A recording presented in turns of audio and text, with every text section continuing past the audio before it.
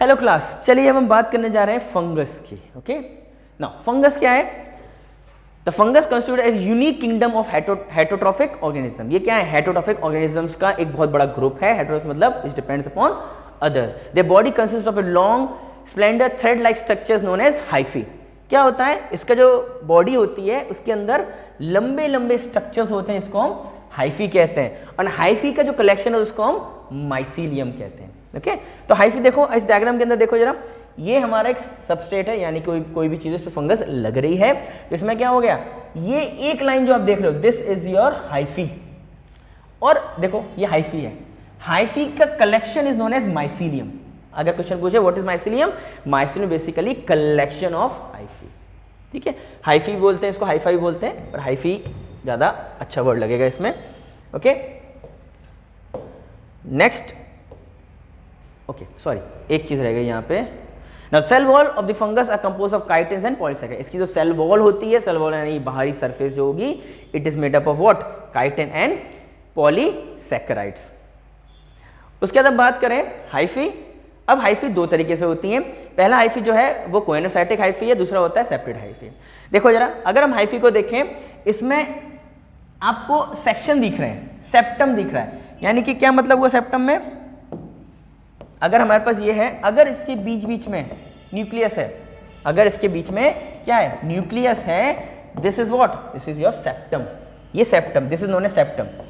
तो दो न्यूक्लियस अगर सेप्टम द्वारा डिवाइडेड होते हैं, this is known as your septate hyphae, क्योंकि सेप्टेड है, सेप्टम है, इसलिए सेप्टेड हाइफी हो गया। अगर इसके बीच में न्यूक्लियस बहुत सारे हैं, उनके बीच में कोई डिफरेंशिएट नहीं, देखो कोई लाइन नहीं है इसके अंदर, यहाँ लाइन दिख रही है, लाइन नहीं है, इसको हम कहते हैं कोएनोसाइटिक हाइफी। ओके बेटा जी, ये दोनों का डिफरेंस हो गया यहाँ पे। नेक्स्ट की बात करें, आगे देखें जरा, आगे मोस्ट फंगस है हेटरोट्रॉफिक्स। बहुत सारे जो फंगस होते हैं, ज्यादातर फंगस बेसिकली हेटरोट्रॉफिक्स होते हैं, जो कि डेड डिके यानी कि सड़े गले के ऊपर डिपेंडेंट रहते हैं अपने खाने के लिए। आपको पता ही है, मान लो किसी चीज में फंगस लग जाती है तो उसको आप खाना छोड़ देते हो, ठीक है, उस चीज़ को खाते हैं आप नहीं हो, क्योंकि उसके अंदर फंगस लग चुकी है, इसलिए वो सेप्रोफिटिक हो सकते हैं। दूसरे होते हैं आपके पैरासिटिक। पैरासिटिक वो होते हैं जो जिंदा चीज़ों के ऊपर रहते हैं, वहां से खाना लेते हैं। मैं बता चुका हूँ इसको पहले से आपको। तो बेटा वो टेबल बहुत ध्यान समझनी है, वो टेबल इंपॉर्टेंट है, उस टेबल में पूरी कहानी फंसी हुई है चैप्टर की। ओके बेटा जी। नाउ सिम्बायोट्स की बात करें, सिम्बायोट्स मतलब दो के बीच में संबंध, दो के बीच में क्या संबंध की बात हो रही है यहाँ पे। तो संबंध किस के बीच में हो रहा है यहाँ पे? एल्गी और फंगस के बीच में। तो ध्यान रखना, this is your algae, this is your fungus, इसको मिला के हम क्या कहते हैं? लाइकेंस कहते हैं। इसके बारे में पढ़ेंगे हम आगे जाके, this is known as your lichens. इसके साथ साथ बहुत सारे प्लांट्स होते हैं, उनके रूट्स में अगर ये रहता है, अगर प्लांट्स के रूट्स में रह रहा है फंगस, इसको हम क्या कहते हैं? माइकोराइजा। तो ध्यान रखना इस बात को, अगेन माइकोराइजा कहते हैं इसको। उसके बाद रिप्रोडक्शन की बात करें तो फंगस रिप्रोडक्शन कैसा होता है? तीन तरह द्वारा होता है। पहला होता है फ्रेगमेंटेशन द्वारा, दूसरा होता है फिशन द्वारा, तीसरा होता है आपका बर्डिंग द्वारा। ओके, तो तीन चीजों को ध्यान रखें बेटा जी। चलिए बात करते हैं क्या करके, एसेक्सुअल रिप्रोडक्शन। आपको बताता हूँ एसेक्सुअल क्या होता है। पहले तो सेक्सुअल होता है जिसमें कि मेल और फीमेल दोनों की जरूरत होती है, सेक्सुअल रिप्रोडक्शन। फिर हम बात कर रहे हैं एसेक्सुअल रिप्रोडक्शन, जिसमें कि एक ही पेरेंट की जरूरत होगी, ठीक है। जैसे कि गुलाब का पौधा मान के चलें, गुलाब की क्या लेते हैं आप? डंडी काट देते हैं, लगा देते हैं, ये क्या हो गया हमारा? Asexual reproduction. यानी कि इसमें दो मेल यानी कि मेल और फीमेल की जरूरत नहीं है, इसमें एक से ही काम हो जाएगा, ठीक है। चलो नाउ एसेक्सुअल रिप्रोडक्शन की बात करें, asexual reproduction is by spores. कैसे होता है? ए स्पोर्स द्वारा, जिसको हम कॉनिडिया भी कहते हैं, या स्पोरेंजियोस्पोर्स या जूस्पोर्स भी कहते हैं, ठीक है। नाउ सेक्सुअल रिप्रोडक्शन इज, ठीक है। नाउ सेक्सुअल रिप्रोडक्शन, ये तो हो गया सेक्सुअल रिप्रोडक्शन, तो इन द्वारा होता है सेक्सुअल रिप्रोडक्शन। सेक्सुअल रिप्रोडक्शन कैसे होता है? ऊस्पोर्स, एक्नोस्पोर्स और बेसिडियोस्पोर, ठीक है। तो ऊस्पोर्स द्वारा, एस्कोस्पोर्स द्वारा और बेसिडियोस्पोर्स द्वारा, तो तीन तरह के स्पोर्स द्वारा इसमें सेक्सुअल रिप्रोडक्शन। अभी समझेंगे इसके बारे में थोड़ा थोड़ा, ज़्यादा नहीं है तो बहुत कॉम्प्लिकेटेड है, लेकिन इसमें कुछ ज़्यादा नहीं है। चलिए सेक्सुअल रिप्रोडक्शन देखें जरा। तो सेक्सुअल रिप्रोडक्शन बेटा, इसको ध्यान समझना क्या होता है। इसमें तीन पॉइंट हैं, इन तीन तरीके से सेक्सुअल रिप्रोडक्शन होता है। पहला हमारा fusion of protoplasm between the two motile और non motile gametes known as plasmogamy. Plasmogamy में क्या होता है? प्लाज्मोगेमी के अंदर दो, ठीक है, क्योंकि सेक्सुअल रिप्रोडक्शन इसका मतलब 2 की जरूरत होगी इसके अंदर। तो देखो जरा, अगर इस डायग्राम को ध्यान समझें, क्या हुआ, ये हमारा माइसिलियम है, ठीक है, यहाँ पे माइटोसिस हुई, इसके स्पोर्स बने, स्पोर्स जहाँ गिरे वहाँ से नया माइसिलियम बन गया, ठीक है, वहाँ से नया माइसिलियम बन गया। लेकिन जब हम सेक्सुअल रिप्रोडक्शन की बात करते हैं तो इसमें क्या होता है, सबसे पहले प्लाज्मोगेमी। प्लाज्मोगेमी क्या होता है, देखो अब आप डायग्राम में अगर ढंग से देखो आप, तो ये क्या है, ये ब्लैक कलर के माइसिलियम है। अगर हमारे पास एक माइसिलियम ये है, ठीक है, और मेरे पास दूसरा माइसिलियम ये है, ये दोनों आपस में मिल गया, ऐसे ध्यान रखो, ऐसे देखो इसको, ये दोनों आपस में मिल गया। इसका मतलब मेरे पास जो सेल बनेगा, जो मेरे पास एक नया सेल बना, इसके अंदर क्या होगा, इसके अंदर एक तो मेरे पास ये वाला होगा और दूसरा मेरे पास ये वाला होगा, सॉरी दूसरा मेरे पास होगा ये वाला। तो ये दोनों मिलके बना दिया। अब देखो इन दोनों, ये दोनों मिले नहीं है, ये क्या है, ये न्यूक्लियस है, ये क्या चीज है, ये न्यूक्लियस है। सो तो हैप्लॉइड सेल, हैप्लॉइड डिप्लॉइड क्या होता है, हैप्लॉइड मतलब होता है आपका n और डिप्लॉइड मतलब होता है 2n, n और 2n की यहां बात हो रही है। So plasmogamy, haploid cells from 2 different mycelium fuse to form a heterokaryotic cell. Heterokaryotic cell मतलब क्या होता है, जिसके अंदर एक से ज्यादा न्यूक्लियस होता है। ध्यान रखना इस बात को, हेट्रोकैरियोटिक सेल्स वो होते हैं इसमें एक से ज्यादा न्यूक्लियस होता है। और प्लाज्मोगेमी क्या होता है, प्लाज्मोगेमी के अंदर 2n आके अंदर तो आ गए लेकिन मिले नहीं अभी ये। उसके बाद क्या होगा, उसके बाद पहले तो प्लाज्मोगेमी होगी, यानी कि प्रोटोप्लाज्म मिलेगा। प्रोटोप्लाज्म समझा चुका हूं तुम लोगों को शायद। तो पहले क्या होगा, 2 सेलों के प्रोटोप्लाज्म मिलेंगे लेकिन 2 अलग अलग न्यूक्लियस के साथ। उसके बाद ये दोनों न्यूक्लियस पास पास आएंगे, देखो पास आ गए, ये दोनों अलग अलग हैं, ये यहाँ पास आ गए। तो यहाँ पे क्या हुआ, इसने बना दिया जाइगोट। क्या बना दिया इसने, जाइगोट बना दिया है। और जाइगोट बनने के बाद ये जाइगोट का क्या होगा आपका, इसमें मियोसिस होगी। क्या होगी, मियोसिस होगी। और मियोसिस होने के बाद क्या बनाएंगे, ये स्पोर्स बनाएंगे और स्पोर्स जो जहां गिरेंगे वहां से नया बन जाए, जैसे कि हमारा इसके अंदर हो रहा था। तो यहाँ पे ए सेक्सुअल, सेक्सुअल में अंतर ये वाला है, ए सेक्सुअल में क्या हो रहा है, कोई 2 नहीं आ रहे, एक से ही काम खत्म हो गया। यहाँ पे क्या हो रहा है, यहाँ पे 2 अलग अलग माइसिलियम आए, उनके आपस के बीच में न्यूक्लियर एक्सचेंज हुआ, जिसको हम प्लाज्मोगेमी कहते हैं। यानी प्रोटोप्लाज्म मिले, प्रोटोप्लाज्म मिलने के बाद उन दोनों के न्यूक्लियस मिले, न्यूक्लियस मिलने के बाद उसने क्या बना दिया, जाइगोट बना दिया। जाइगोट बनाने के बाद क्या हुआ, उसके अंदर मियोसिस हुई। मियोसिस होने के बाद क्या बना दिया, स्पोर्स बना दिया, it will form a new mycelium. Okay बेटा जी, चले नाउ अब इसके टाइप्स आ गए। पहला है हमारा phycomycetes. Now, members of Phycomycetes are found in the aquatic habitats on decaying wood or in moist, damp places or as obligate parasite on plant. Now, obligate parasite क्या होता है पहले ये समझें। Obligate मतलब only parasites, यानी कि इसको किसी की जरूरत है। Obligate मतलब only parasitic। Phagomycetes को किसी के ऊपर जिंदा रहने के लिए किसी ऑर्गेनिज्म की जरूरत पड़ेगी ही पड़ेगी। अगर ऑर्गेनिज्म नहीं होगा तो वो जिंदा नहीं रह सकता। ओके तो Phagomycetes is obligate parasites on the plants. The mycelium is aseptate, बता चुका हूं पहले क्या होता है ये, and coenocytic. Asexual reproduction take place by zoospores. इसके अंदर asexual reproduction कैसे होगा, zoospores द्वारा। zoospores में मोटाइल और by एप्लोनोस्पोर्स जो कि हमारे नॉन मोटाइल होता है। ध्यान रखना, zoospores is motile, aplanospores is non motile. उसके बाद आगे हमारा एस्कोमाइसिटीज। एस्कोमाइसिटीज को हम सेक फंगस भी कहते हैं। एस्कोमाइसिटीज को हम क्या कहते हैं, सेक फंगस भी कहते हैं। ये कैसे होते हैं, यूनिसेलुलर यानी कि single cell organism.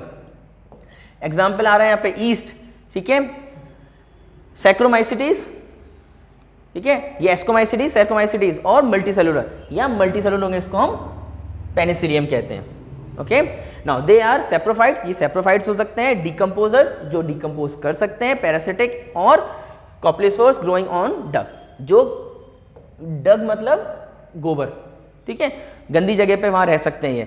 Mycelium branches और एसेप्टेड, माइसिलियम कैसे हो सकती है, ब्रांच हो सकती हैं और सेप्टेट हो सकती हैं। ब्रांचेस मतलब बहुत सारी निकली हुई हैं इसमें से।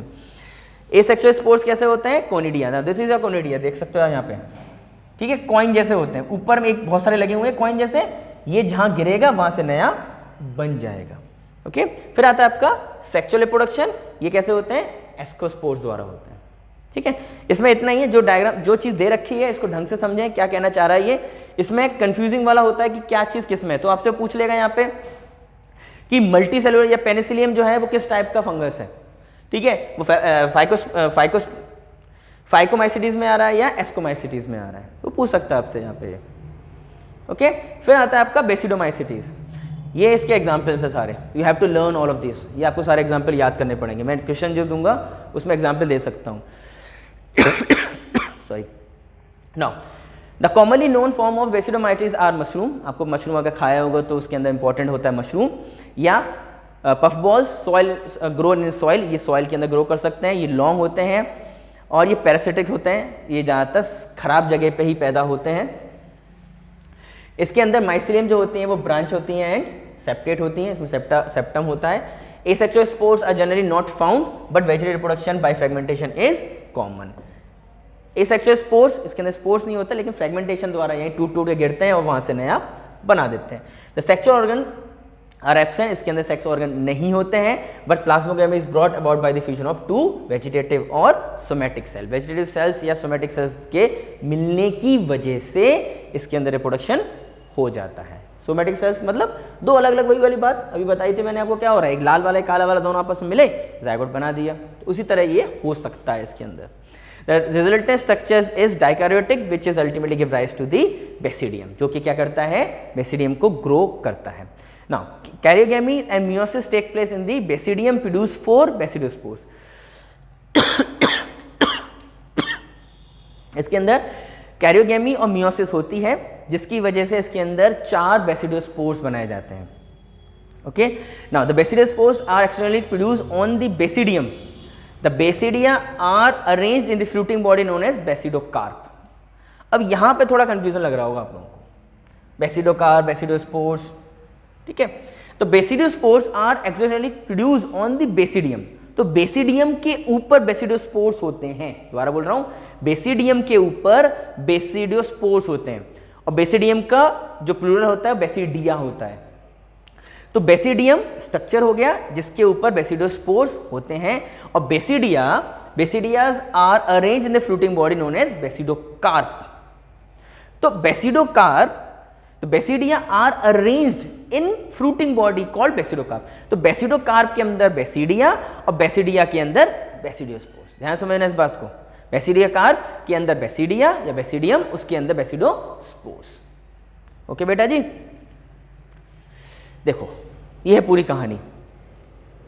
ये पूरी कहानी क्या है, ये पूरी कहानी है, देखो नंबर 1 की बात करें, मेल और फीमेल, मेल और फीमेल या कि 2 की बात करो, ब्लू और रेड आपस में मिले, इसने क्या किया, प्लाज्मोगेमी, एक सेल के अंदर आप देख सकते हो 2 बने हुए हैं, एक सेल के अंदर 2 आ गए हैं, और 2 आने के बाद क्या हुआ, अब इसके बाद इसके अंदर क्या बना दिया इसने, बेसिडोकार्प बना दिया ये, ठीक है।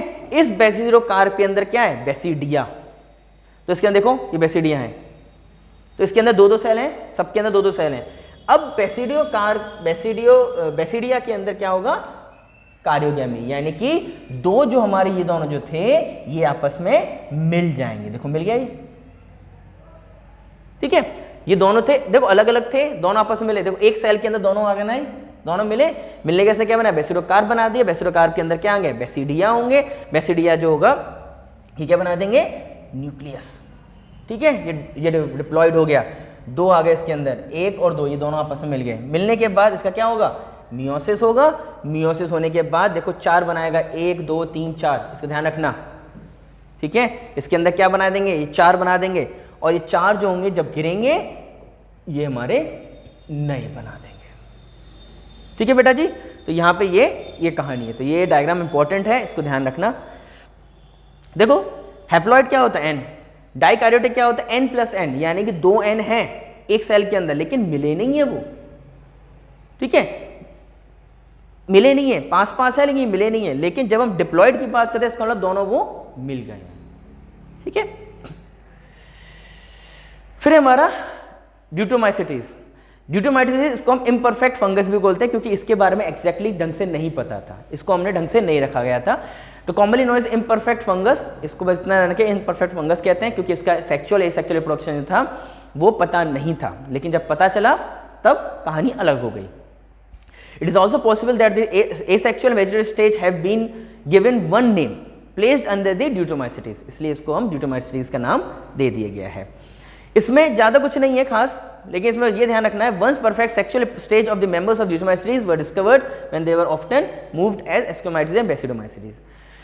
इसको बेसिडोमाइसीटीज और एस्कोमाइसीटीज से अलग रखा गया।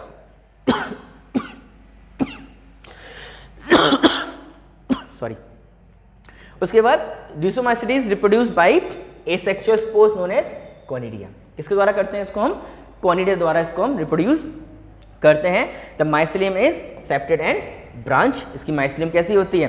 सेप्टेड होती है और ब्रांच होती है। सम मेंबर्स आर सेप्रोफाइट्स, इसके कुछ मेंबर्स कैसे होते हैं? सेप्रोफाइट्स होते हैं और पैसिड्स होते हैं, लेकिन ज़्यादातर कैसे होते हैं? डीकम्पोजर्स, जो कि चीज़ों को तोड़ देते हैं, ठीक है, जो कि चीज़ों को तोड़ देते हैं। तो इसके एग्जाम्पल्स आप याद रखें, नीट में एग्जाम्पल ज़्यादा आते हैं इसके अंदर। ओके, चलिए, ये यहाँ पे फंगस खत्म होता है। प्लांट किंगडम हम नेक्स्ट वीडियो में पढ़ेंगे। ओके, तो इस चैप्टर को ढंग से पढ़ें, सारे एग्जाम्पल्स को एक जगह लिख लें और इसमें एसेप्टेड जो भी टर्मिनोलॉजी है उसको ध्यान से समझें। ओके, चलिए, ओके, थैंक यू।